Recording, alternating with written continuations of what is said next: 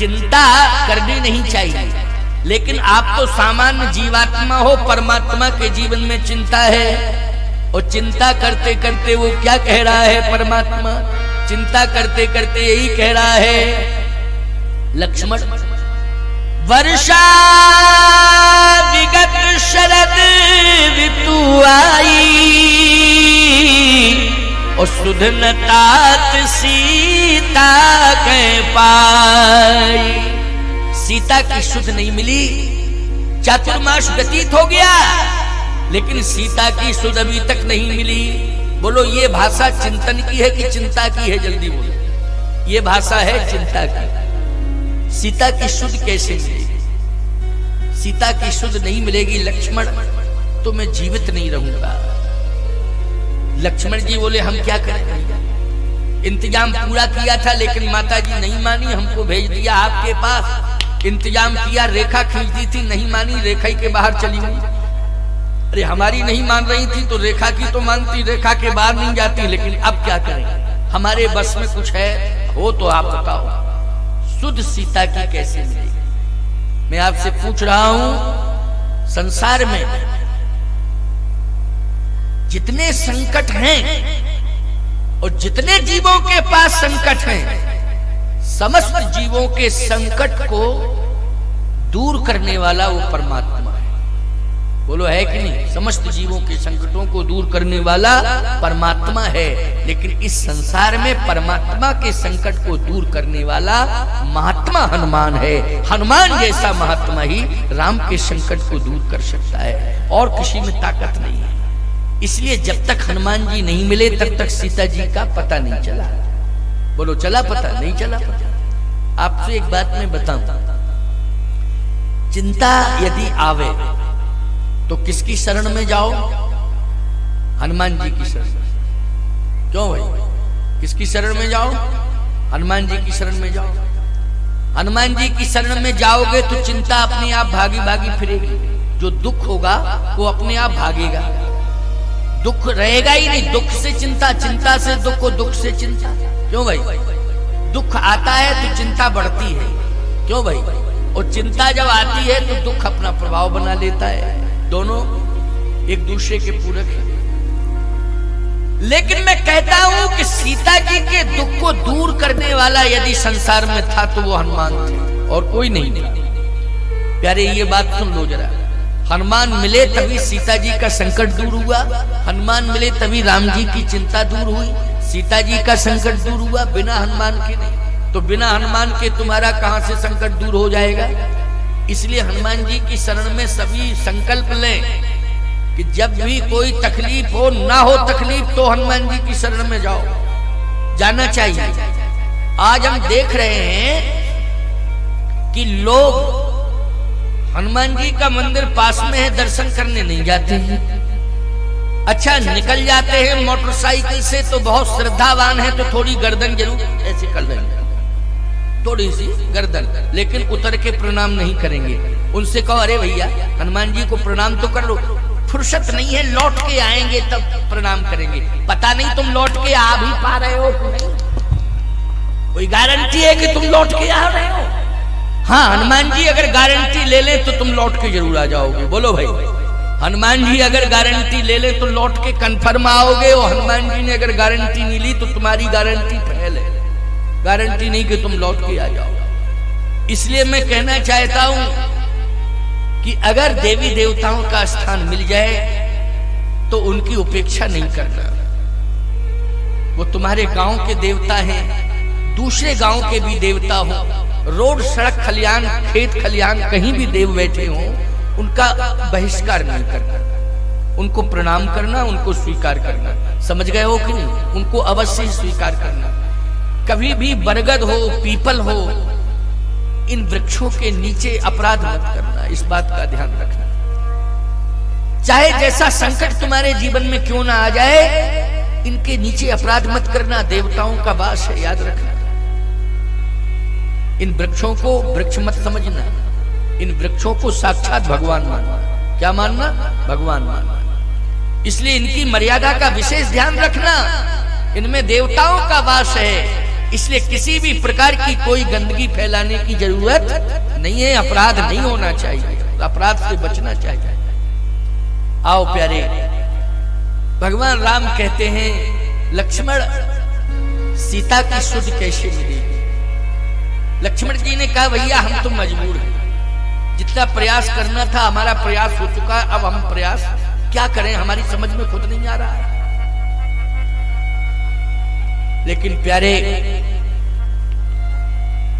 आगे हनुमान जी ने ही सांत्वना दी, आगे हनुमान जी ने सांत्वना दी। जबकि ये चौपाई जब कही भगवान राम ने तब हनुमान जी मिल चुके थे। कौन सी चौपाई? किष्किंधा कांड की चौपाई है ये। चातुर्मास किया भगवान ने, इसके बाद वर्षा विगत शरद ऋतु आई, सुदन तात सीता के पाई। तो इसका मतलब हनुमान जी मिल चुके थे। भगवान राम ने कहा कि लक्ष्मण सीता की शुद्ध मिल सकती है, सीता भी मिल सकती है। किसके प्रयास से? कहे प्रयास किया जाए। सावधान, एक रचना की गई, लीला की गई। वो लीला क्या है जरा इसको ध्यान से सुनना। ये प्रसंग बहुत ही अच्छा है और अभी 15 मिनट और कहूंगा, क्योंकि अभी इस समय 9:07 हुए। वो टाइम तो टाइम होता है, 9:30 बजे तक आरती। आरती के बाद फिर कुछ लोगों को शादी विवाह में भी जाना है, इसलिए आप लोग जिनके यहाँ विवाह आदि के निमंत्रण हो उसको भी पूरा कर सकते हैं, नहीं? और मंच भी पूरा हो जाएगा और बात भी हम अपनी कह देंगे समय में। लक्ष्मण जी ने कहा कि एक बात मेरी समझ में आ रही है, उसको आप ठीक से सुन लें। हाँ सुनाओ। सीता जी का पता लगाने का जिम्मा किसने लिया था? जिसको तुम लोग ठेका कहते हो, ठेका किसने लिया? जिम्मा। जिम्मा किसने लिया? ठेका किसने लिया? किसने संकल्प लिया था कि सीता जी का पता हम लगाएंगे? भगवान राम ने कहा सुग्रीव ने। सब प्रकार करे हूं शिवकाई, जय विद मिले जान की आई। सुग्रीव। लक्ष्मण जी ने कहा कि हम सीता जी के पास तो नहीं पहुंच सकते, लेकिन सुग्रीव के पास तो पहुंच ही सकते हैं। और यह भी गारंटी है कि उसने वचन दिया था, तो हे प्रभु हम इस नौबत पर पहुंचा देंगे उसको कि उसको राजी राजी नहीं बेराजी पता लगाना ही पड़ेगा। और अगर नहीं लगाएगा पता तो उसका भी पता नहीं लगेगा। ये भी पक्की बात है। भगवान ने कहा गड़बड़ हो जाएगा, ऐसा मत करो। एक काम करो, तुमने अच्छा क्या सोचा है? लक्ष्मण जी ने कहा मैंने यही सोचा है। क्या? कि आपने सुग्रीव के बड़े भाई को मारा, बाली को। हाँ हाँ मारा।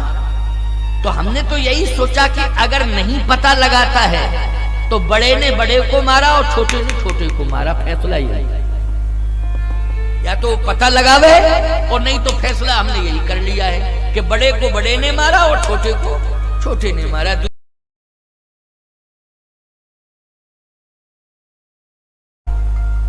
हनुमान जी ने कहा चिंता मत करो, यहां काल का कोई बस नहीं।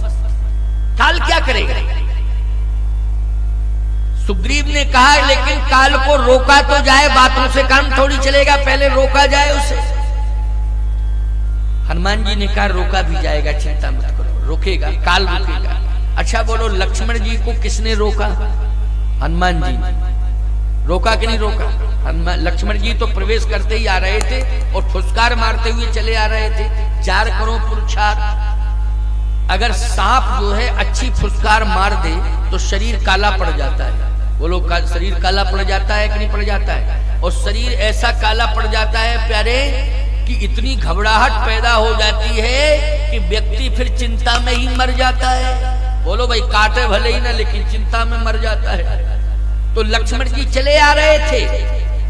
लक्ष्मण को, शेष रूपी लक्ष्मण को रोकने के लिए आज लक्ष्मण काल बन करके प्रवेश किए, तो महाकाल के रूप में हनुमान जी पहुंच गए। प्रमाण क्या है? बोले तारा सहित जाए हनुमाना ओ चरण बंद प्रभु सुजस बखाना। एक विलक्षण बात इसमें यह है कि रोमा को जाना चाहिए था हनुमान जी के साथ कि तारा को जाना चाहिए था? बोल, किसके पति के ऊपर संकट था? सुग्रीव के ऊपर संकट था कि नहीं था? तो सुग्रीव की पत्नी का नाम क्या है? रोमा। और बाली की पत्नी का नाम क्या है? तारा। तो जब पति के ऊपर संकट आया था तो पत्नी को जाना चाहिए था कि नहीं? लेकिन पत्नी डर गई। पत्नी जाना नहीं चाहती है, वो तो डर रही है। पत्नी डर रही है। क्यों रोमा डर रही है? मैं एक बात कहना चाहता हूं, तारा क्यों नहीं डर रही है? दो ही नहीं डर रहे, बाकी सब डर रहे। ना तो कोई बंदर गया हनुमान जी के साथ, केवल तारा गई। दो नहीं डर रहे हैं, बाकी सब डर रहे। एक तो हनुमान जी, दूसरी तारा, और बाकी सब डर रहे। कौन जावे, कौन जावे? कोई नहीं जाएगा। काल के आगे कौन जाए? मरने जाएंगे। लेकिन तारा और हनुमान जी दो ही गए। क्यों? क्योंकि दोनों मौत से नहीं डरते।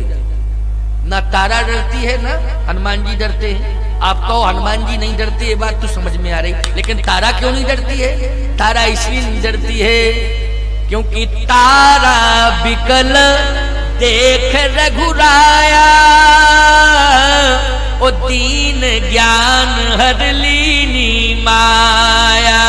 जब बाली का वध हुआ उस समय तारा विकल हो रही थी, प्राण देने को तैयार थी। तब भगवान ने उपदेश दिया तारा को। जब भगवान ने उपदेश दिया तो दीन ज्ञान हर लीनी माया, माया से दूर कर दिया तारा को।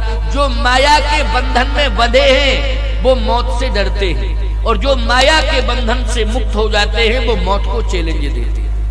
बोलो यही अर्थ निकल के आया कि नहीं?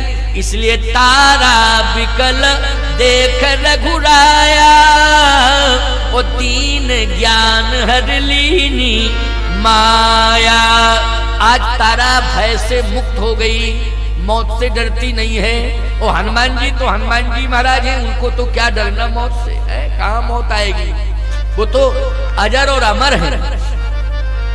इसलिए तारा कहती है कि मैं चल रही हूं साथ, मुझे डर नहीं लगता है मौत से। मैं एक बात कहता हूं, पत्नी को डर लग रहा है कि नहीं डर रहा है? पत्नी को मौत से डर लग रहा है। यहां तक वर्णन आता है कि जितने भी मंत्रीगण थे वो सब मंत्री भी डर रहे हैं, पत्नी भी डर रही है, कोई साथ जाने को तैयार नहीं। लेकिन तारा साथ जाने को तैयार हो गई।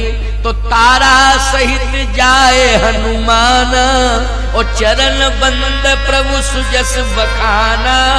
और जैसे ही तारा के सहित हनुमान जी पहुंचे तो चरण बंद प्रभु सुजस बखाना। और जैसे ही प्रणाम किया और भगवान के यश का वर्णन किया तो याद रखना लक्ष्मण का क्रोध शांत हो गया। क्योंकि रघुपति कीरत विमल पताका, ओ दंड समान भयउ जस जाका।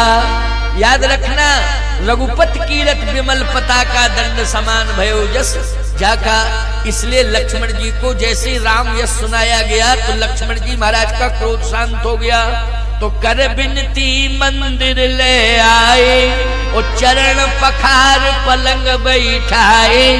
हनुमान जी ने प्रार्थना की, लक्ष्मण जी को ले आए, पलंग पे बिठा दिया। सही बात तो यह है जो पत्तों पे सोया हो, 11.5-12 साल लगातार हो गए, 12 साल हो गए सोते सोते, 12 साल जो लगातार पत्तों पे सोया हो उसको पलंग मिल जाए। अच्छा एक बात और बताए, राम जी सोए पत्तों पर, लक्ष्मण जी तो पत्तों पर सोए भी नहीं। लक्ष्मण जी तो केवल पत्तों की सैया बनाते थे और बना के भगवान को सुला देते थे। और कछुक दूर सजबान सरासन, जागन लगे बैठ वीरासन।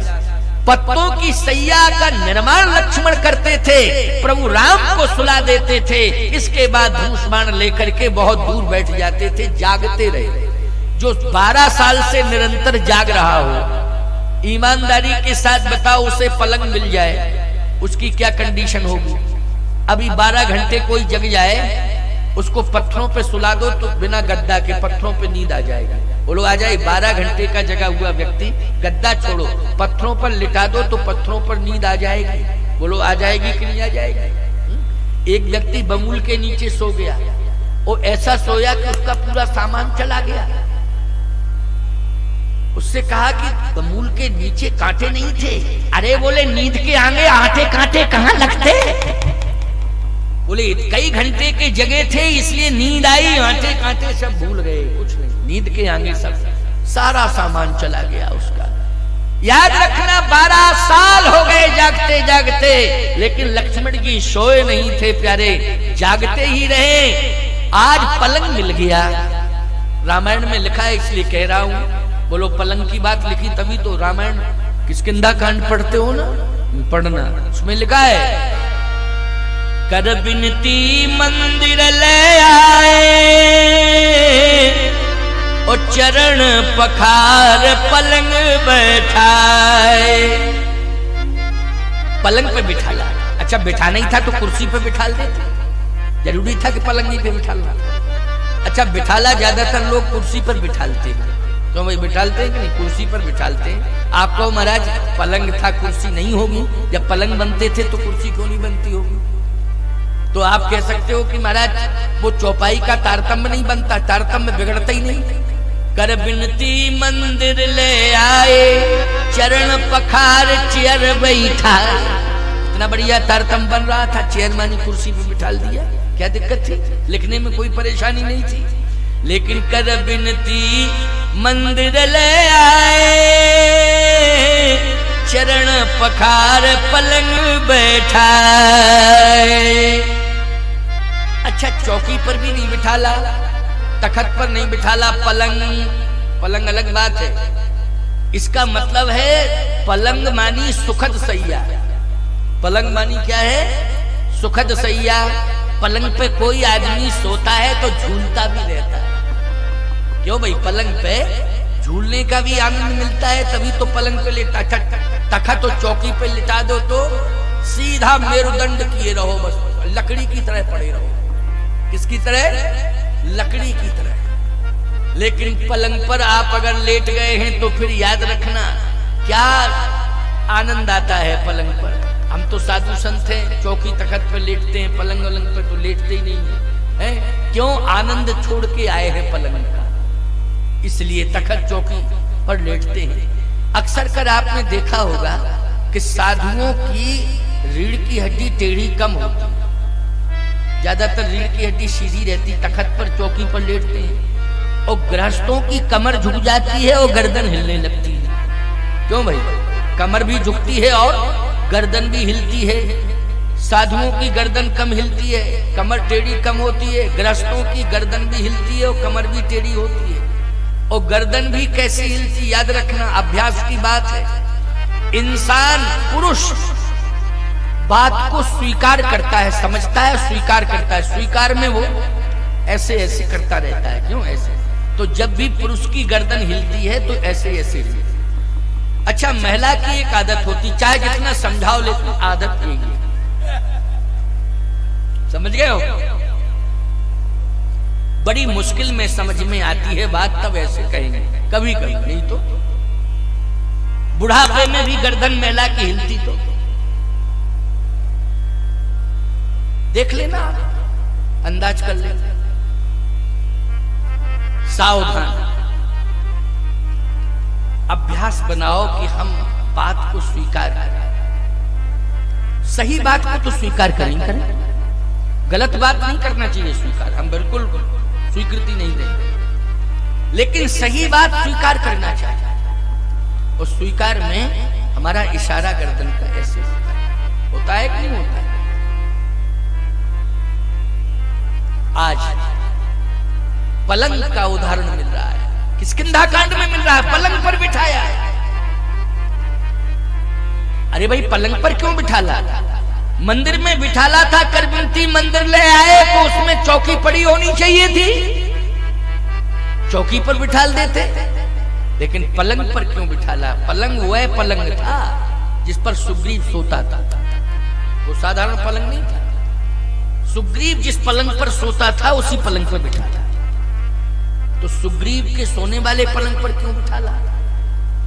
सुग्रीव ने 4 महीने चातुर्मास प्रभु राम ने किया, सुग्रीव ने 4 महीने तक खबर नहीं दी। लियो तो बताओ। चातुर्मास करते रहे भगवान। सुग्रीवो सुदमोर विशारी पावा राजकोषपुर नारी। तो 4 महीने भगवान ने चातुर्मास किया, सुग्रीव गया ही नहीं। करता क्या रहा? इसी पलंग पे सोता रहा। इसका मतलब है पलंग दोषी है वो। सुग्रीव उसी पलंग पे सोता रहा। सुग्रीव दोषी है और पलंग भी दोषी है, दोनों दोषी है। लेकिन सुग्रीव तो भाग गया पलंग छोड़ के, लेकिन लक्ष्मण को हनुमान जी ने बिठाल दिया। तो लक्ष्मण जी बोले गलत, हमको पलंग पर क्यों बिठाला? चौकी पे बिठाल देते, तखत चौकी पे बिठालना चाहिए था, पलंग पर क्यों बिठाला? हनुमान जी बोले जानबूझ के बिठाला है। जानबूझ के क्यों बिठाला? इसलिए बिठाला कि इसी पलंग पे सुग्रीव सोता रहा। अरे तो सोता रहा होगा, मुझे भी क्यों बिठाल दिया? क्या मैं भी सो जाऊं? अरे बोले आप नहीं सोगे, फिर आपको बैठा सुग्रीव देखेगा इस पलंग पे तो सोएगा। क्यों? जिस पलंग पे आपके सोने वाले पलंग पे सांप बैठा हो और आप देख लो कि सांप बैठा है, ईमानदारी से बताओ उस पलंग पे नींद आएगी तुम्हें? जल्दी हमारी साइकोलॉजी है ये। बोलो नींद हमारी समझ में काय को नींद आएगी? उस पर सांप बैठा है, नींद नहीं आएगी। सांप भाग भी जाए तब भी डरोगे। अरे आना जाए, देख लिया, पहचान लिया उसने पलंग, आ भी सकता है, नींद नहीं आएगी, याद रखना। हनुमान जी कहते हैं कि आप शेष हैं और आपको बैठा देखेगा सुग्रीव, तो उसको नींद नहीं आएगी। और नींद नहीं आएगी तो परमात्मा की सुध नहीं भुलाएगा, प्रभु की याद आती रहेगी। जिनको ज्यादा नींद आती है ना, वो सबको भूल जाते हैं, ईश्वर की तो बात छोड़।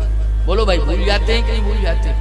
और जिनको वास्तव में ईश्वर की याद आती है, वो तो सोने की मुद्रा में भी राम राम जपते रहते। वो राम राम कह के ही सोते हैं और राम राम कह के ही वो उठते हैं, जागते हैं। राम राम शिव सुमरन लागे, जाना सती जगतपति जागे। भगवान शंकर भी सोते हैं, लेकिन राम राम राम राम कह के सोते हैं, राम राम कह के जगते हैं। इसका मतलब है कि उनको नींद तो आती है, लेकिन उनकी श्वासाओं से राम नाम निकलता रहता है। सुग्रीव जो है श्री राम जी को भूल गया, इसी पलंग पे सोता रहा। अब आपको बैठा देखेगा तो उसे नींद नहीं आएगी। लक्ष्मण जी बोले बुलाओ तो पहले उसे, आ ही नहीं रहा है, पता ही नहीं कहाँ चला गया। और इतना बड़ा भगेला है कि बाली नहीं पा पाया था उसको, अब कहाँ खोजते फिरे? इसलिए हनुमान खोजो। हनुमान जी खोज रहे हैं तो मिल गया सुग्रीव। है हनुमान जी ने कहा देखो, भय से काम नहीं चलेगा, भय मुक्त जीवन जीना नहीं चाहिए। और भय युक्त जीवन जिसका हो जाता है, भय मुक्त जीवन जीना चाहिए, भय युक्त जीवन नहीं जीना चाहिए। भय युक्त जीवन जो जीता है, निश्चित रूप से वो घुट घुट करके मरता है, घुट घुट करके मरता है। जो लोग चिंता में जीते हैं वो मरते हैं, लेकिन कैसे मरते हैं? घुट घुट के मरते हैं, याद रखना। भय मुक्त हो जाओ।